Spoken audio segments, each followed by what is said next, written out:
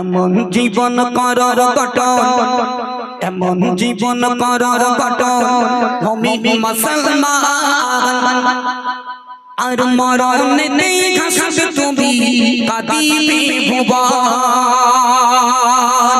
ও আমার মায়েরা, কবর হলো তোমার জন্য জান্নাত, আবার এই কবর হলো তোমার জন্য জাহান্নাম।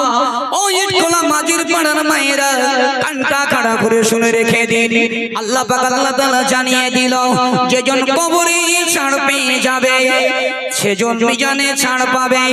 যেজন কবরে ছাড় পাবে তিনি হলেন ফুলসিরাতে ছাড় পাবে। দুনিয়ার জমিনে কবর হলো প্রথম মঞ্জিল, যে কবরে ছাড় পাবে আল্লাহ পাক আল্লাহ তাআলা তার জন্য সুন্দর জান্নাত রেখে দিয়েছে। খুব মন দিয়ে শোনো, সেই কবর কি বলছে দেখুন। এমন জীবন করার গঠন, এমন জীবন করার গঠন, মুমিন মুসলমান। এমন জীবন করার গঠন, মুমিন মুসলমান। মরণে নেই ঘাসবে তুমি, কাঁদিবে ভুবন। মরণে নেই ঘাসবে তুমি, কাঁদিবে ভুবন। এমন জীবন করার গঠন, মুমিন মুসলমান। এমন জীবন করার গঠন, মুমিন মুসলমান। মরণে নেই ঘাসবে তুমি, কাঁদিবে ভুবন। মরণে নেই ঘাসবে তুমি, কাঁদিবে ভুবন। একটি গাড়ির চারটি চালো, আল্লাহ বলছে একটি গাড়ির চারটি চালো, একটি প্যাসেঞ্জার চাইবে তুমি কবর দেশে কাঁদিয়ে সবার। চাইবে তুমি কবর দেশে কাঁদিয়ে সবার। মরণ গাড়ি আসবে বাড়ি, খুব মন দিয়ে শুনবে। মরণ গাড়ি আসবে বাড়ি, হলে যে মরণ। মরণ গাড়ি আসবে বাড়ি, হলে যে মরণ। ওই গাড়িতে তুলে দেবে তোমার আত্মীয় স্বজন। ওই গাড়িতে তুলে দেবে তোমার আত্মীয় স্বজন। এমন জীবন করার গঠন, মুমিন মুসলমান। এমন জীবন করার গঠন, মুমিন মুসলমান। মরণে নেই ঘাসবে তুমি, কাঁদিবে ভুবন। মরণে নেই ঘাসবে তুমি, কাঁদিবে ভুবন। আল্লাহ বলছে, নাই জানালা নাই দরজা, নাই জানালা নাই দরজা, এমন কঠিন ঘর। এবে থাকি পাশের কাটি তোমার কবর ঘর। এবে থাকি পাশের কাটি তোমার কবর ঘর। স্বজন তোমার দাফন ওই যে কবরে দে। স্বজন তোমার দাফন ওই যে কবরে দে। আর মুনকার নবী আসবে চলে তখন কবরে দে। মুনকার নবী আসবে চলে তখন কবরে দে। এমন জীবন করার গঠন, মুমিন মুসলমান। এমন জীবন করার গঠন, মুমিন মুসলমান। মরণে নেই ঘাসবে তুমি, কাঁদিবে ভুবন। মরণে নেই ঘাসবে তুমি, কাঁদিবে ভুবন। মায়েরা একটু গজলের দিক ফলো রাখো মা। দেখেন, আপনি যখন ইন্তেকাল করবেন আপনার মসজিদের খাটিয়াটা ঠিক আপনার বাড়ির সামনে চলে আসবে।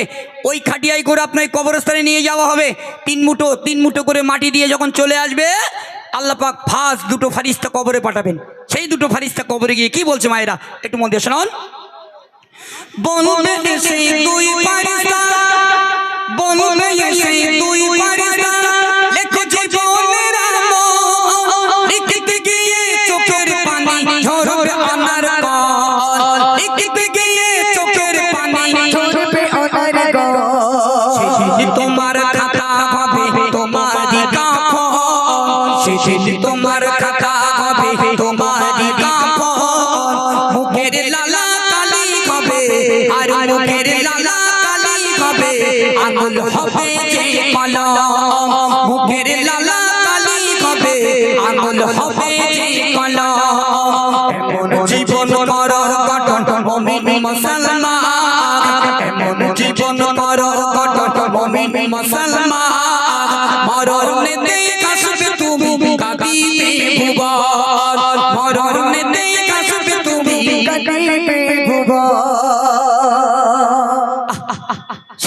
তোমাকে যেতে হবে।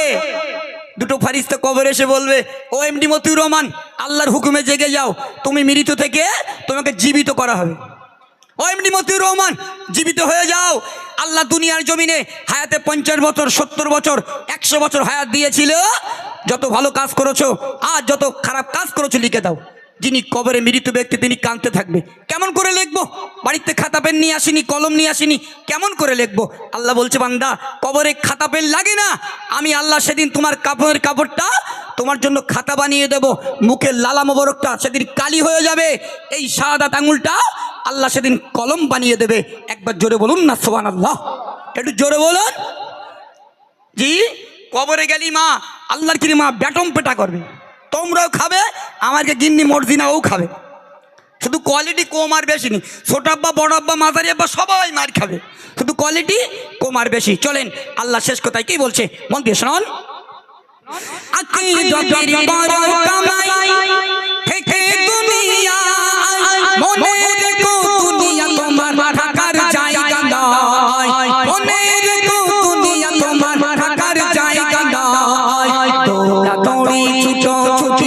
আল্লাহ বলছে ছুটো ছুটি কিসের আয়োজন, ছুটো ছুটি কিসের আয়োজন।